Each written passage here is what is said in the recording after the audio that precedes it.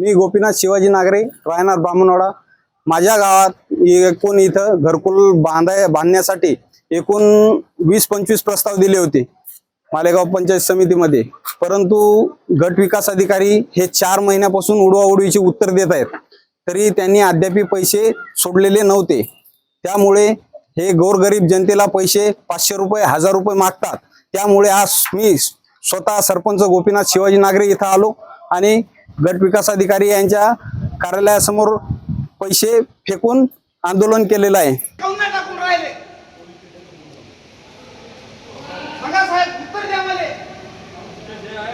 तुम्ही 4 महिन्यापासून माझे पैसे सोडले नाहीत, हे 4 महिने झाले प्रस्ताव देऊन राहिले तुम्हाला।